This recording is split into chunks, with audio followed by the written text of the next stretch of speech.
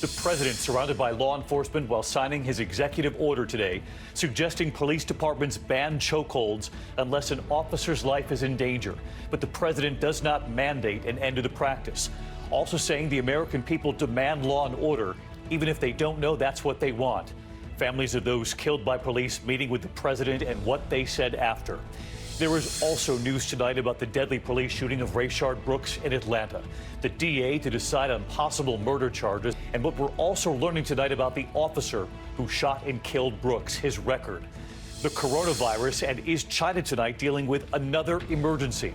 Residents in Beijing now being told to lock down and avoid non-essential travel. It involves another market, a new cluster in the city. What's really happening, what we know so far tonight? Also news on a potential life-saving drug, the inexpensive steroid, and tonight, researchers now saying it cuts the death rate by a third for patients on ventilators. Is this a breakthrough, and how readily available is it in the U.S.? Meantime, the record numbers being seen in this country as this nation reopens. The major news from Florida, Texas, Arizona, and other states. The governor of Texas tonight and his frustration over young people not wearing masks. And California reporting nearly half of those now testing positive are under the age of 35. And what Dr. Anthony Fauci is now acknowledging tonight about why Americans were not told to wear masks from the start. The American F-15 that went down, and what we've learned tonight about the pilot and this last video for his wife. News on the toddlers who went over a cliff with their father, the rescue. And what the NFL commissioner is now saying about Colin Kaepernick, now urging teams to hire him back. This is ABC World News Tonight with David Muir. Good evening, and it's great to have you with us here on a very busy Tuesday night. News on the coronavirus in the U.S., a potential breakthrough, and the potential emergency playing out again in China tonight. But we're going to begin with President Trump on policing in America. After 3 weeks of protests calling for change, President Trump in an emotional meeting behind closed doors with families of victims. And then the president in the Rose Garden today signing an executive order recommending restricting chokeholds to be used only if an officer's life is in danger, but not a mandatory ban. He said police departments should share abuse complaints about officers. The president also insisting, quote, Americans want law and order, adding some of them don't even know that's what they want. But with protests across this country, the president did not address racism in America and what the families who met with the president said afterward. Our chief White House correspondent, Jonathan Karl, leading us off tonight. The president's speech today in the Rose Garden started out as a plea for unity. To all of the hurting families, I want you to know that all Americans mourn by your side. Your loved ones will not have died in vain. But the president quickly turned to tough talk about law and order. Americans want law and order. They demand law and order. Some of them don't even know that's what they want, but that's what they want. The event was called for the president to sign an executive order the White House billed as an effort to address the issues raised by the protests across the country in the wake of the killing of George Floyd. But the president spent most of his remarks defending law enforcement. But I strongly oppose the radical and dangerous efforts to defend, dismantle, and dissolve our police departments. Americans know the truth. Without police, there is chaos. His opponent, Joe Biden, says he doesn't support defunding the police either. Before the event, the president met privately for at least an hour with several black families whose loved ones were killed by police, including Botham Jean and Ahmaud Arbery, who was shot to death after being chased down by a retired officer. But when it came time to sign the executive order, the president was surrounded by 9 law enforcement officials, only one of them black. The order makes no mention whatsoever of racism in policing. In his remarks, the president insisted that the problem of misconduct is limited to a very small number of police officers. I use the word tiny. It's a very small percentage, but you have them. The executive order encourages local police departments to follow higher standards on use of force and de-escalation, and to report instances of police misconduct to a national registry. The president also suggested his order bans chokeholds. As part of this new credentialing process, chokeholds will be banned, except if an officer's life is at risk. But the order does not require police to stop using chokeholds. Lee Merritt, who represents some of the families who met with the president today, says it's not enough. Well, the executive order takes incremental steps, and we need radical change. The news on police reform today. Let's get right to John Carl, because, John, I know there's another breaking headline as we're on the air tonight. Just a short time ago, the Department of Justice filing a civil lawsuit to try to stop the publication of President Trump's former national security advisor John Bolton's new memoir. That book set to be out next week. David, this lawsuit from the administration says that Bolton's book is, quote, rife with classified information, and that if it is published, it will damage American national security. Bolton's lawyer dismisses that, saying there is no classified information in the book. There is only information that is embarrassing to the president. It is unclear when this will be resolved, but this could very quickly go all the way to the Supreme Court. And of course, Bolton's book is due to be published a week from today. A week from today, John, thank you. We should mention that our Martha Raddatz landed the first interview with John Bolton about his memoir and what he says he witnessed in the White House. The 1-hour special this Sunday night, 9 p.m. Eastern, with Martha right here. Meantime, in Atlanta tonight, there is news in the death of Rayshard Brooks, the DA set to decide on whether there will be charges. As we also learn tonight more about Officer Garrett Rolfe, who fired those 2 shots into Brooks' back. And tonight, police releasing this new image right here of a woman suspected of helping to set that fire at the Wendy's where the incident took place. ABC's Steve Osunsami again tonight from Atlanta. The records released by Atlanta police show that the officer who shot and killed Rayshard Brooks in the parking lot of this Wendy's restaurant on Friday was disciplined before after another incident involving a gun and use of force in 2017. 27-year-old Garrett Rolfe kept his job. Hold on, Miss Brooks. Will you take a preliminary breath test for me? Just yes or no. I don't want to refuse anything. It's yes or no. It's completely up to you. This was how his interaction with Brooks began last Friday night. The 2 men happened to be the same age. Rolfe and Officer Devin Brosnan suspect that Brooks was driving drunk, and what starts off as a DUI turns into a fight when Brooks refuses to be arrested. Stop fighting. You're going to get tased. You're going to get tased. He was able to wrestle a stun gun away from the police, and when he reaches back and points it towards the now former officer, Rolfe fires 3 shots. Brooks died at the hospital. Lawyers for his family say that the shooting was not justified, arguing that the police taser that he was pointing at the officer was not a deadly weapon. I've had cases where officers have used tasers on victims, and they argue with us in court that tasers aren't deadly. But just 2 weeks ago, the same district attorney who is now deciding on criminal charges came out and said that tasers were deadly here, when Atlanta police were seen on live television using them on 2 students during a night of violent protests.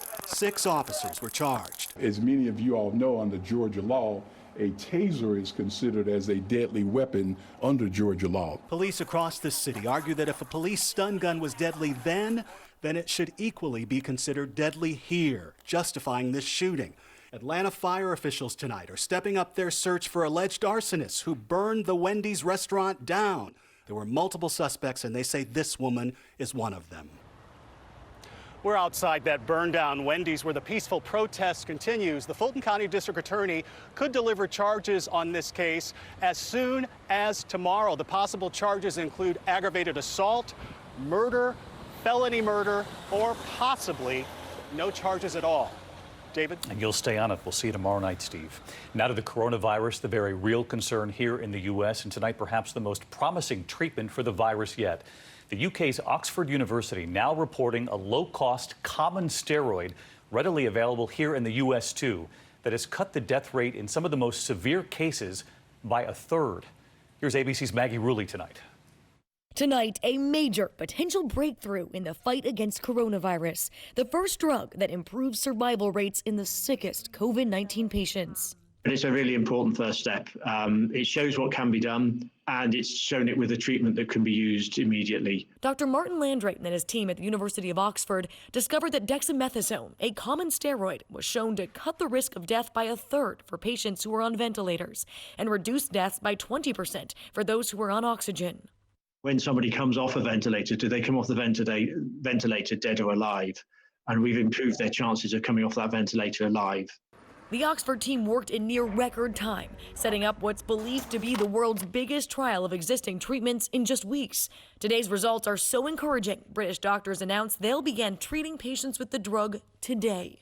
It's really important because the drug itself is very widely available. It's on almost every pharmacy shelf in every hospital. It's available throughout the world, and it's extremely cheap. In fact, dexamethasone can be used to treat a patient in the U.S. for just $1 a day. For Scott Krakauer in New York, he says the drug was a turning point in his fight against COVID-19. I was coughing around the clock. He was in the ER and says he was having trouble breathing. But within hours of taking the drug, he says he began to feel better almost immediately. This was like a big difference, a huge difference after I went on the IV steroid that I felt. Dexamethasone's a steroid that reduces inflammation and appears to ease the virus's effects on lungs. It's different from another virus treatment, remdesivir, which speeds up recovery time, but hasn't yet shown benefit in improving survival rates. But news on that steroid, very promising, Maggie, with us. And there's also a new study tonight, Maggie, that just came out about how quickly the virus can spread, particularly among those under 40.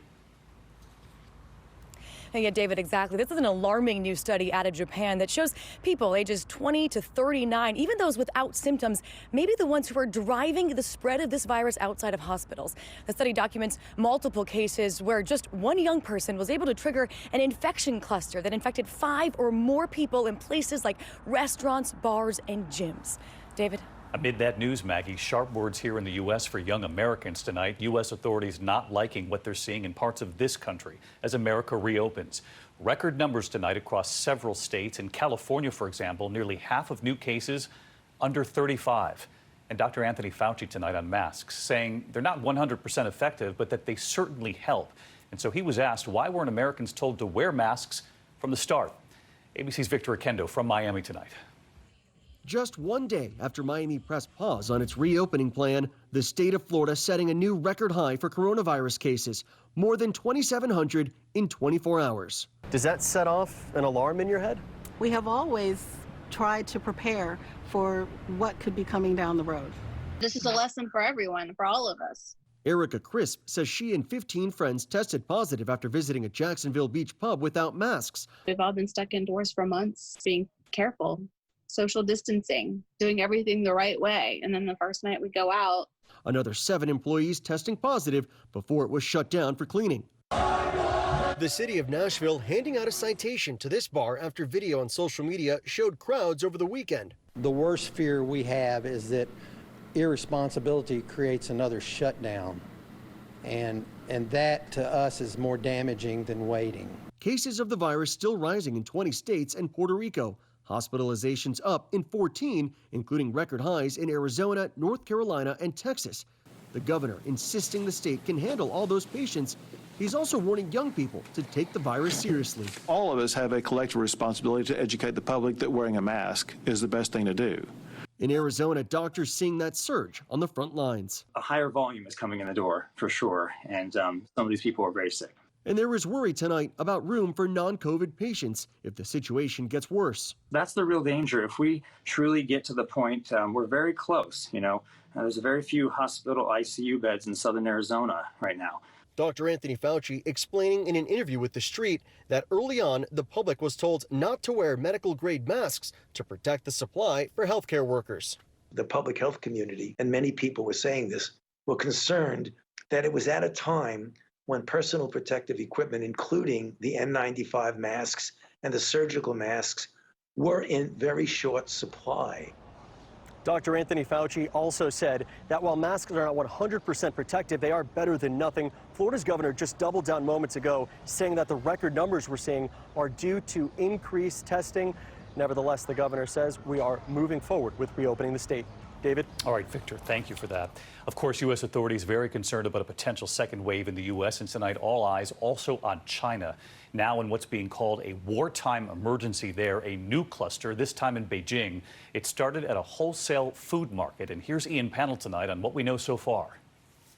Tonight, authorities in China are calling it an extremely severe situation as a new cluster of coronavirus cases is identified in Beijing, prompting fears of a second wave. Leaders there are now raising their emergency level as more than 100 new cases have been reported in the past few days, many in the capital. This after a nearly 2-month victory over the virus. authorities now reimposing restrictions on travellers in and out of Beijing. Residents told to lock down and avoid non-essential travel as schools and universities cancel plans to reopen and businesses are told to work remotely. Like the first outbreak, there are reports that these new cases are linked to an open-air food market. This one in Beijing, now the centre for dozens of new cases, has seen hundreds of thousands of visitors in the past 2 weeks alone. But there are still questions, as health experts are saying that this particular strain is similar to the one identified in Europe and not the initial outbreak in Wuhan. The authorities in Beijing are taking this extremely seriously. The last thing anyone in China wants right now is another Wuhan-style outbreak. David? That is for sure. Ian, thank you. Back here at home tonight, 2 men have now been charged in the fatal shooting of a federal police officer in Oakland, California. One of the men, Steve Carrillo, an active-duty Air Force officer, was already in custody, accused of murdering a Santa Cruz sheriff's deputy earlier this month.